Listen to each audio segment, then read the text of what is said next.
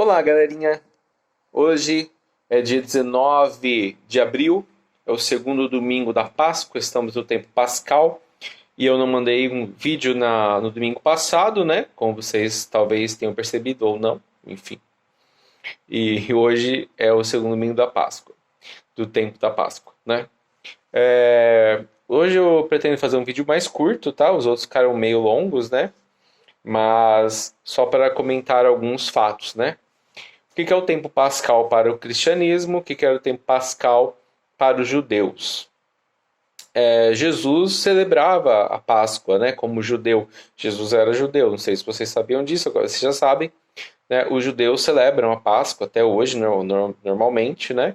Só que para eles é uma coisa, para os cristãos é outra coisa. Para os judeus, a Páscoa faz memória da passagem.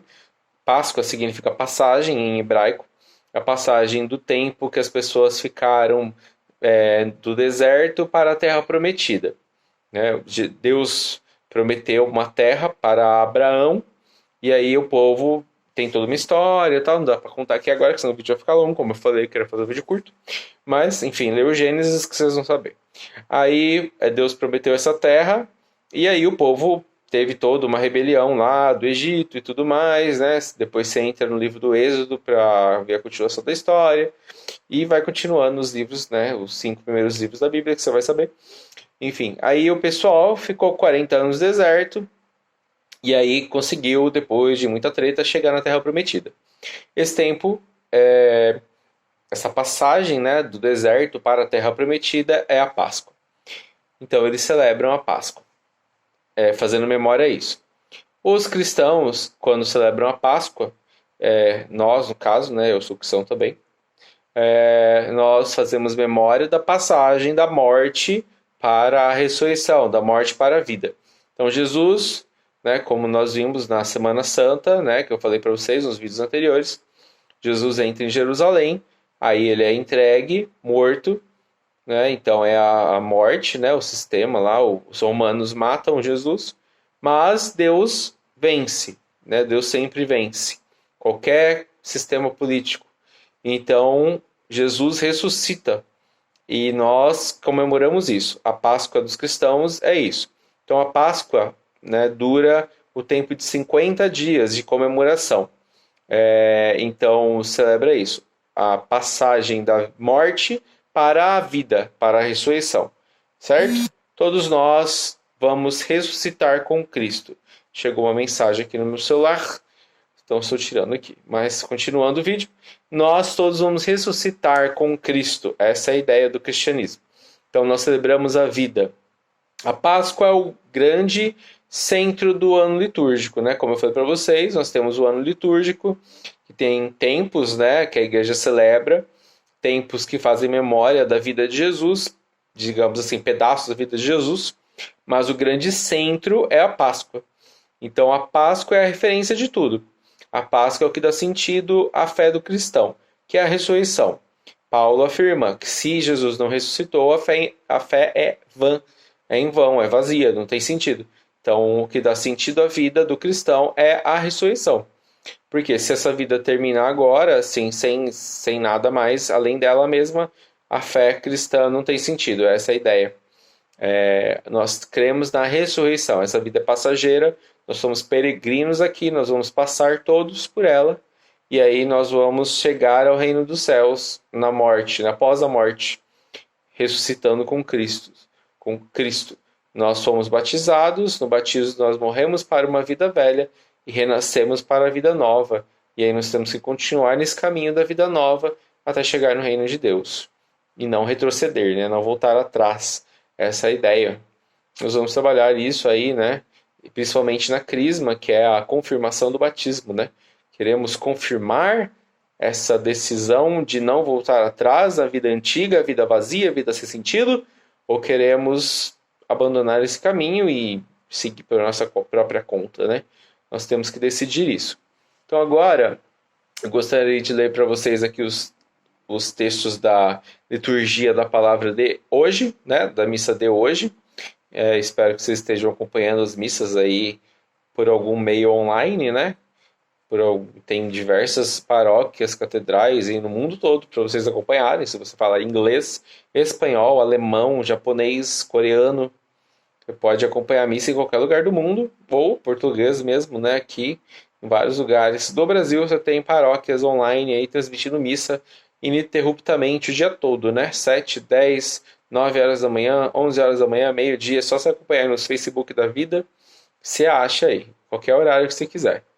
Então, acompanhe aí. Porém, os textos hoje são bem interessantes, falam sobre a importância da reunião dos fiéis, que é o que nós não podemos fazer agora nesse momento do coronavírus. E é importante a gente fazer essa reflexão. A importância de estar reunidos, certo? Desde a primeira leitura até o Evangelho, os textos vão dizer sobre isso. Então, sabe, tem 4 leituras bíblicas da missa, né? Tem a primeira leitura, a segunda leitura que seria o Salmo, a terceira leitura que seria a segunda leitura e o Evangelho. Como assim segunda leitura e a terceira leitura? Então, vamos lá. Na liturgia da palavra, dentro da missa, né, nós temos a primeira leitura, certo? Que é a primeira, enfim. E aí nós temos um salmo que intercala entre a primeira leitura e a segunda leitura. Por que que o salmo não é chamado de segunda leitura? Porque o salmo, ele é um tipo de um canto, um hino, um louvor, vamos dizer assim. Então ele não é exatamente uma leitura, por isso que não é chamado de leitura. Ele deveria ser sempre cantado, entendeu? Salmos são hinos de louvor do povo de Israel perante Deus, certo? E aí vem a segunda leitura após o salmo. Porém, por meios didáticos, aqui eu estou colocando o salmo como uma leitura, como um texto, certo? Para você entender que tem 4 textos bíblicos dentro da missa. Algumas pessoas falam assim, católico não usa Bíblia, não tem Bíblia na missa e tal. O que mais tem a Bíblia na missa, não só na liturgia da palavra, a missa inteira, mas, de modo especial, na liturgia da palavra nós temos 4 textos bíblicos. Então, a primeira leitura, que nos tempos normais, vamos dizer assim, né, no Advento, na Quaresma, no tempo comum, nós temos, e na Semana Santa também, uma leitura do Antigo Testamento, depois temos o Salmo, depois a segunda leitura geralmente é uma leitura do Novo Testamento, e o Evangelho, que é sempre o Novo Testamento, obviamente. Porém, no tempo da Páscoa, a primeira leitura sempre é do Novo Testamento, porque a Páscoa é o período da ressurreição, certo? Então a ênfase é sempre em Jesus Cristo. Então sempre a ênfase vai ser no Novo Testamento, o cumprimento da promessa de Jesus Cristo. Então, o Novo Testamento é o cumprimento da promessa que Deus fez para o Antigo Testamento. Tá meio difícil de entender, talvez, né? Mas a ideia seria assim: Jesus é o. Eu falei disso no vídeo do Domingo de Ramos, tá? Assista lá o vídeo do Domingo de Ramos. Mas Jesus é o cumprimento pleno da promessa, perfeito. Cumprimento perfeito da promessa que Deus fez no Antigo Testamento. Então, no Antigo Testamento, Deus promete várias coisas, vamos dizer assim. Jesus Cristo, no Novo Testamento, cumpre tudo. Essa é a ideia. Então, agora no período da Páscoa, é o cumprimento de tudo que Deus prometeu para o povo de Israel. Então, a ênfase sempre vai ser nos textos do Novo Testamento. Não sei se está dando para entender isso, mas os textos que vão ser lidos nas missas, né, do tempo pascal vão fazer referência a episódios do Antigo Testamento. Porém, não vão ser lidos textos do Antigo Testamento. Só tem referências a fatos que aconteceram no Antigo Testamento. Então, por exemplo, assim, os nossos pais fizeram sinais e prodígios em tal lugar. Beleza, é uma referência ao lugar lá no Antigo Testamento. Mas não vai ser lido o texto do Antigo Testamento, vai ser lido o texto do Novo Testamento, falando assim, agora nós cumprimos isso. Chegou a hora do cumprimento da promessa, certo? Então, na primeira leitura de hoje, que é Atos dos Apóstolos, capítulo 2, do versículo 42 ao versículo 47, está dito assim, os que haviam se convertido eram perseverantes em ouvir o ensinamento dos apóstolos, na comunhão fraterna, na fração do pão e nas orações. Então, vou só esse pedacinho que é o mais importante, porque senão vai ficar muito longo, né? Mas a ideia é o quê? Eles eram perseverantes. Perseverantes é o quê? Continuavam ali firmes e fortes. Jesus ressuscitou, subiu aos céus, mas eles continuavam ali firmes. No quê? No ensinamento dos apóstolos. Ah, ensinamento de quem? De qualquer um que falava? De qualquer pessoa que aparecia? Não, dos apóstolos. Por isso que nós temos a Igreja Católica, Apostólica, Romana. Apostólica porque vem dos apóstolos. Então, nós ouvimos, nós entendemos, nós lemos, como estamos lendo agora aqui, né? A doutrina dos apóstolos. Não é a doutrina de qualquer um que apareceu por aí. Apareceu um pastor XYZ falando aí na TV, não, vamos segui-lo, porque o cara, não sei o quê. Tem até uma série na Netflix chamada Messias. É bem interessante, porque aparece um Messias. E aí um pastor lá super, né, fervoroso, mentira, ele está em dúvida com a sua fé, ele está em briga com Deus, né, pedindo sinais e tal. E ele começa a se perguntar se Jesus é mesmo o Messias ou esse novo Messias é o Messias.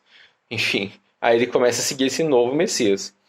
Aí começa a ter toda uma treta lá e tal. Será que ele é? Será que ele não é? Será que ele é? Será que ele não é?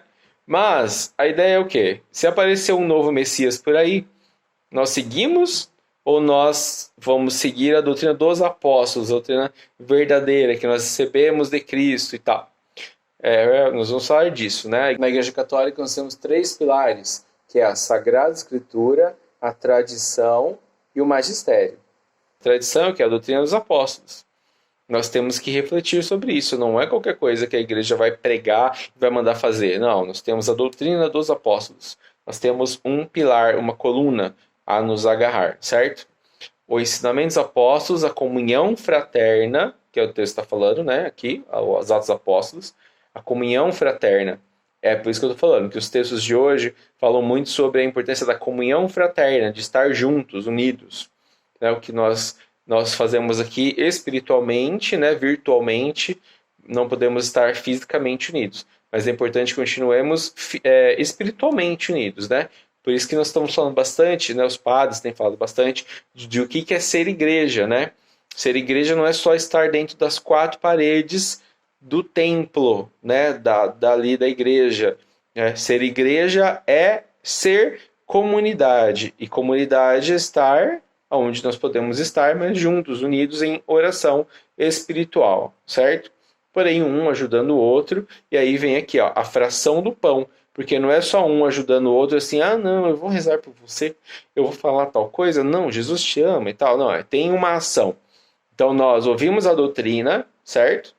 Nós entramos em comunhão por causa dessa doutrina que ensina-nos a entrar em comunhão, e nós temos uma ação. Que ação é essa? A fração do pão. O que é a fração do pão? Fração é compartilhar, dividir, espalhar. Então é ajudar realmente, efetivamente, fazer alguma coisa pelas pessoas, ajudá-las, né? Não é só chegar e falar assim, não, vou rezar por você. Lê a carta de Tiago, é curtinha, para falar, tem vários exemplos sobre isso. Né? Não adianta nada você falar, a pessoa chegar, eu estou precisando de roupa, eu vou rezar por você, tá? Tudo bem.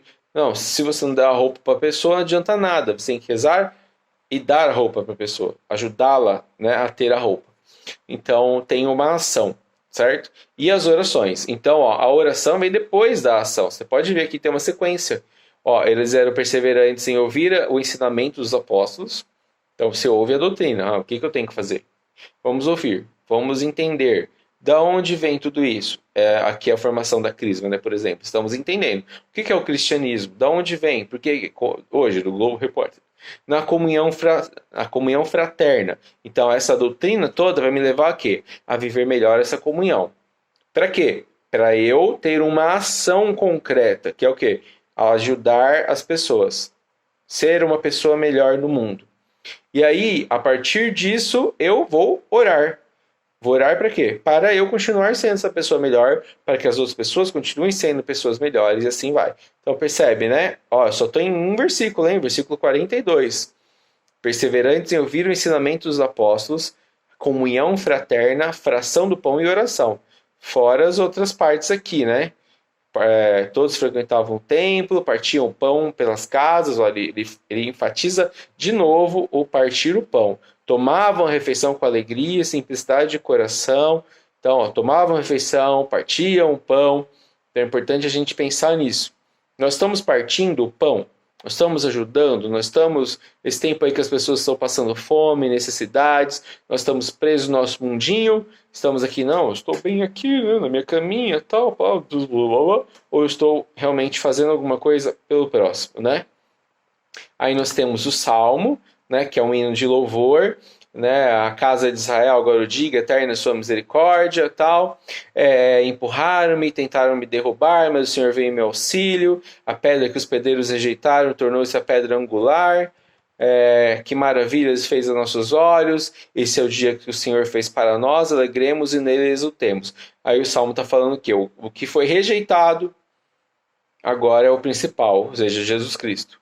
Jesus Cristo foi rejeitado, humilhado, massacrado. Os apóstolos todos foram rejeitados, massacrados, humilhados e agora, né, se tornaram a pedra angular. A pedra angular é o quê? Aquela que dá a sustentação de tudo, né? Toda casa que vai ser construída, eu estou olhando para a tela, olho para a câmera, olho para a tela, olho para a câmera, para a tela, olho para a câmera, enfim. A casa, quando vai ser construída, ela tem um alicerce, né? Que é a pedra angular, vamos dizer assim. Então, você precisa ter o alicerce que vai dar sustentação. Então, o que foi rejeitado, jogado fora, vomitado, é o que se tornou a pedra angular, é o mais importante. Porque Deus vai usar aquilo que foi rejeitado pelos outros. Você entendeu? Aquilo que nós rejeitamos, geralmente, que nós não queremos saber, é o que Deus vai usar para nos redimir, para nos mostrar o caminho. Às vezes a gente não percebe isso, né? Às vezes a gente está querendo, assim, que o mundo se lasque, né? Mas, enfim, a gente tem que prestar atenção nesses sinais. Às vezes aquilo que a gente está descartando, aquilo que a gente está negando, aquilo que a gente está se desfazendo, é aquilo que realmente importa e aquilo que a gente deveria estar observando mais. Então vamos prestar atenção neste ponto. Aí vem a segunda leitura.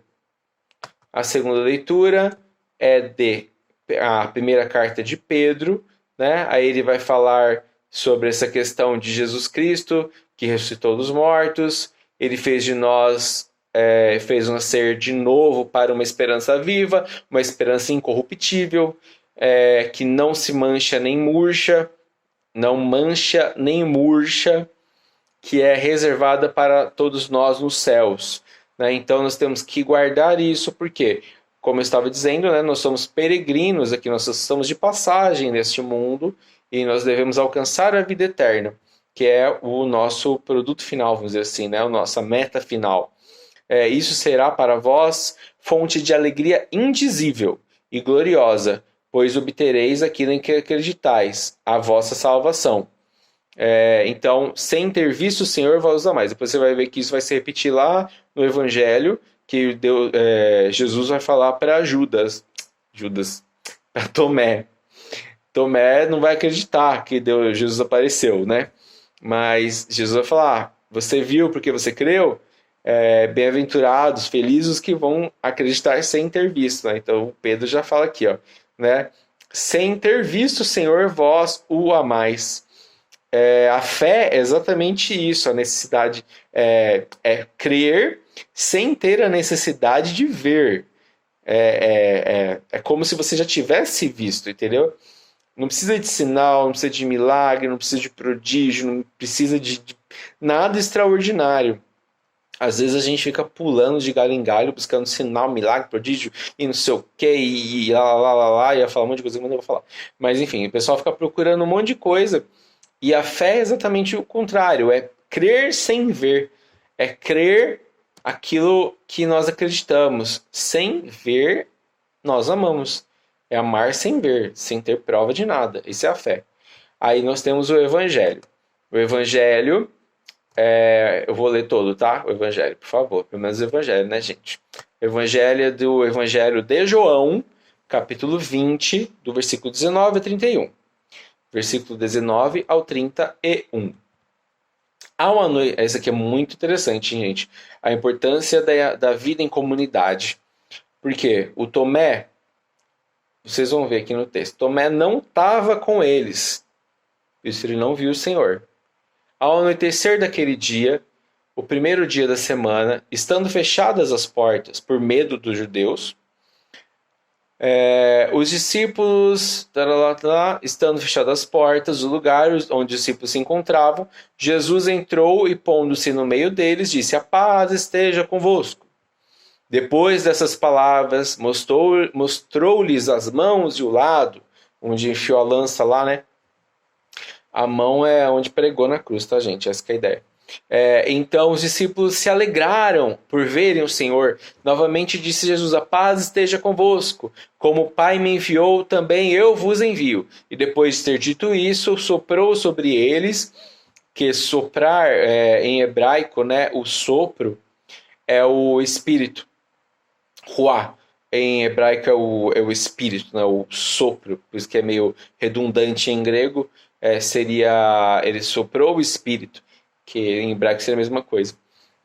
Soprou sobre eles e disse: recebei o Espírito Santo, que o vento, né, o sopro é o espírito em hebraico. A quem perdoardes os pecados, tem um livro do padre Marcelo Rossi com esse nome, é Ruá. A quem perdoardes os pecados, eles lhes serão perdoados. A quem não perdoardes, eles serão retidos. Aqui, provavelmente, se você for assistir as missas de amanhã, muitos padres vão usar esse trecho do Evangelho para falar sobre a confissão e tal. Não é o meu foco aqui. Tomé, chamado Dídimo, que era um dos 12, não estava com eles. Vou ler de novo, hein? Tomé, chamado Dídimo, que quer dizer gêmeo, que era um dos 12, não estava com Jesus. Não estavam com eles, lá dentro da salinha, quando Jesus veio. Os outros discípulos contaram-lhe, vimos o Senhor. Mas Tomé disse-lhe: se eu não ver, né, as marcas dos pregos nas suas mãos, se eu não puser o dedo nas marcas dos pregos, se eu não puser a mão no lado, eu não acreditarei. Então, ó, você vê. Tomé não estava junto com eles. Quando nós não estamos na comunhão da igreja, na comunhão fraterna, como eu falei lá na primeira leitura, nós não vemos o Senhor. A pessoa fala assim: eu não preciso da igreja, eu não preciso de igreja, eu rezo sozinho, rezo da minha casa. Então, a questão é, eu posso até rezar sozinho na minha casa, mas se eu não participar da comunidade fraterna, né, eu facilmente vou esfriar a minha fé e não vou ver o Senhor. Por que Tomé não vê o Senhor? Porque ele não está na comunhão fraterna. E lembrando, a igreja não é as quatro paredes. Tomé poderia ter percebido a presença do Senhor, porque o Senhor não está preso nas quatro paredes, porém ele estava fora da comunhão. Essa é a ideia. Não é que ele não estava na parede ali dentro, ele não estava na salinha, então se lascou. Não, nós, como estamos no período do coronavírus, estamos falando disso, né? Ser igreja não é estar na mesma salinha, mas é importante que nós estejamos em comunhão fraterna. Se nós podemos estar na mesma sala, na mesma comunidade, nas mesmas quatro paredes, ok. Importante o contato humano, o abraço afetivo, né? Enfim, agora, como diz Aristóteles, né, o ser humano é um ser social, é importante a gente se comunicar com os outros e tal, né? Agora, nesse período de quarentena, a gente não pode estar ali fisicamente com os outros, mas espiritualmente nós podemos. Então, Tomé poderia ter percebido a presença do Senhor, mas ele não percebeu, ele não tomou posse da graça de Deus. Por quê? Porque ele estava fora da comunhão da igreja. Se eu não ver, eu não vou acreditar. Por quê? Porque ele estava cético. Cético é aquele que não acredita se não vê. Se ele não fizer a experiência, que é o que os filósofos empiristas, né? Se ele não fizer a experiência, ele dançou. Ele não acredita. Aí, 8 dias depois, ou seja, no outro domingo, encontravam seus discípulos novamente reunidos em casa. E Tomé estava com eles. Estando fechadas as portas, Jesus entrou, pôs-se no meio deles e disse: a paz esteja convosco. Depois disse a Tomé: põe o teu dedo aqui, ô Tomé. Olha para as minhas mãos. Estende a tua mão e coloca do meu lado. Não sejas incrédulo, mas fiel. Ou seja, não deixe de acreditar, mas acredite, né? Jesus não está dando esporro no Tomé, não, tá? É que nem a gente fala, tá, Jesus está dando esporro no Tomé e tal. Não, Jesus quer que as pessoas acreditem, cada um ao seu modo, né? Cada um no seu tempo. Mas a gente não pode julgar os outros, tá? Muito importante isso. Tomé respondeu, meu Senhor e meu Deus. Jesus lhe disse, acreditaste porque me viste? Bem-aventurados, que quer dizer em grego felizes, os que creram sem terem visto. Jesus realizou muitos outros sinais diante dos discípulos que não estão escritos neste livro, mas estes foram escritos para que acrediteis que Jesus é o Cristo, Filho de Deus, e para que, crendo, tenhais a vida em seu nome. E é muito importante esse trecho aqui, ó, do versículo 30 ao versículo 31. Jesus realizou muitos outros sinais diante dos discípulos que não estão escritos neste livro. Que livro? A Bíblia, né? No caso aqui é o Evangelho de João, mas vamos dizer assim, a Bíblia.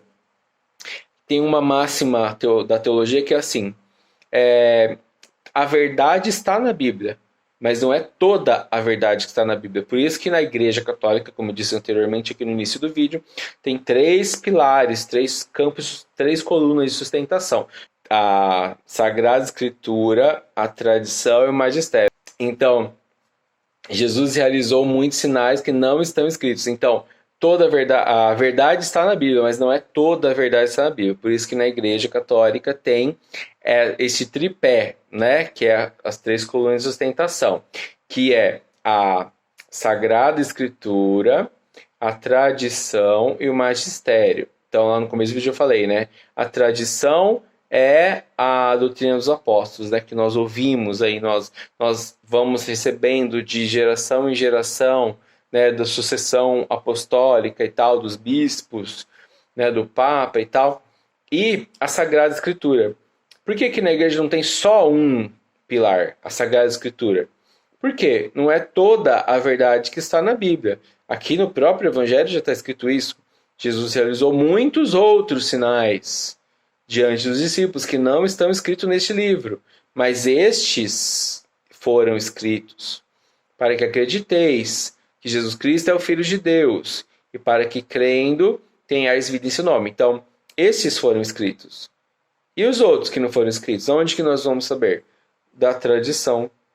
E o magistério faz o quê? O magistério são os bispos, né? O magistério faz o quê? Faz uma ligação. Então, esse tripé é um tripé junto de sustentação. Não pode tirar um, não pode tirar outro, não pode tirar outro. Os 3 se mantêm unidos. Se eu tiro os 2 e deixo só a Bíblia, eu fico um idólatra da Bíblia. Fala assim, tá escrito na Bíblia, tem que ser a Bíblia, é só a Bíblia que tá certa, a Bíblia tá certa, a Bíblia tá certa, a Bíblia tá certa, mostra a Bíblia, mostra a Bíblia. E nem tudo tá na Bíblia. O próprio evangelista diz aqui, nem tudo tá na Bíblia. Nós não somos uma religião do livro, certo? Nós somos a religião da palavra, do verbo de Deus, que é o próprio Cristo. Nós somos a religião de uma pessoa, Jesus Cristo. Jesus é Deus que se fez homem. E ele é maior do que um monte de folha, certo? Isso tem que ficar claro para nós. Então, a igreja faz o quê? O magistério, os bispos, né, interpretam essa palavra, ouvindo a tradição dos apóstolos, que vem de sucessão apostólica, de geração em geração. Você tem as encíclicas papais, você tem documentos da igreja que vem lá do século I até hoje. Então, isso aqui faz o quê? Esses documentos fazem dar luz à Bíblia, interpretando o texto, e o magistério vai dizendo, olha, isso aqui significa tal coisa, significa outra coisa. Se não tem esse tripé, vira uma bagunça, vira uma zona, como muitas igrejas evangélicas nós temos por aí. O pastor X, porque na igreja evangélica só tem a Bíblia, né? Não tem outra coisa. E aí fala assim, não, eu não acredito nisso, para mim é outra coisa. Aí ele abre outra igreja. Cadê a comunhão fraterna? Existe comunhão fraterna? Você entendeu? Essa que é a questão aí. Então, para existir tudo isso que nós lemos ali no Atos dos Apóstolos, né? Vou voltar lá. Os Atos dos Apóstolos, o versículo 42 do capítulo 2, ensinamento dos apóstolos, comunhão fraterna, fração do pão, oração. Então, é necessário que nós tenhamos esse tripé. Para quê? Para manter tudo isso. Senão vira uma bagunça. Todo mundo, eu acho do que eu acho. Na igreja não existe eu acho. Nós temos que ter uma regulamentação. Eu não posso falar o que eu quiser. Assim, o Haroldo fala o que ele quer. Não, o Haroldo fala o que ele quer. O Haroldo tem que estudar, entender os documentos, para depois falar alguma coisa. O Haroldo, de repente, fala, não, o Papa tá errado. Não, o Papa não tá errado. Você entendeu? O padre tal tá errado. Não. Vamos analisar o ponto que ele errou. Por que ele errou? Ele está inventando alguma coisa ou ele está seguindo a doutrina da igreja, que é do magistério? Lembrando que o magistério o quê? São os bispos, não o padre em si. O pároco não é magistério. O magistério é documento oficial da igreja, pronunciamento do bispo, do papa e tal. Né? Tem todo um critério para ser magistério. É quando a igreja ensina, como se diz, quando a igreja ensina coletivamente, entendeu? Mundialmente, vamos dizer assim. Então a tradição são documentos antigos, entendeu? Documentos registrados, documentos colhidos por historiadores renomados e tal. Não é qualquer coisa, né? Eu ouvi dizer que não, são documentos que foram registrados, são cartas antigas e tal. E a Sagrada Escritura que nós temos todos, né? Os evangelhos também têm. Então, uma coisa vai levando a outra. O importante é que tenhamos os três unidos. Sagrada Tradição, Sagrada Escritura, a tradição, Sagrada Tradição, e o magistério da igreja. Os três estão unidos. Os três são os pilares da igreja. Certo? Pilares, o que é coluna, né? Coluna de sustentação. Não podem se separar nunca. Na Igreja Católica isso nunca acontece. Certo? A Igreja Católica não é a religião do livro. Não tem só um livro. Nossa, estou sem coordenação. Não tem só um livro. A religião da Bíblia, né? Nós somos a religião da palavra de Deus, que é o próprio Cristo. Se você pegar o Evangelho de João, lá no capítulo 1, versículo 1, vai dizer, ver lá, né? No princípio era a palavra. A palavra estava com Deus, a palavra era Deus, ela veio para os seus não a receberam. Mas os que receberam, ela deu poder de se tornar filhos de Deus. Então, no princípio era a palavra, o verbo. Então, lá no Gênesis, se você voltar lá no Gênesis, que o João está fazendo uma ligação com o Gênesis, vai falar, no princípio Deus disse, faça-se, disse, Deus disse, a palavra de Deus que criou tudo. Essa palavra é Jesus Cristo, nós somos a religião de Jesus Cristo, certo? Jesus é o verbo de Deus, a palavra de Deus, que se fez carne e habitou entre nós. Não é um monte de folha junto. Não é a religião da folha, entendeu? Das palavras grudadas, digitadas. Até porque a Bíblia, quem fez foi a igreja. Depois nós vamos falar sobre isso. Mas quem veio primeiro foi a igreja. A Bíblia vem depois da igreja. A Bíblia vem depois, bem depois. 4 séculos depois que a igreja tinha surgido com os apóstolos, certo? Então, 4 séculos são 400 anos, certo? 400 anos depois que os apóstolos já tinham organizado a igreja, é que surgiu a Bíblia. Então, a Bíblia vem depois da igreja. Por isso que é importante que nós tenhamos esse tripé. Tripé. Então, Sagrada Escritura, tradição e magistério, certo? Muito bem. Então, tudo isso para dizer o quê? Que nós precisamos ser igreja espiritual, precisamos estar conectados, mas essa espiritualidade tem que levar a uma prática.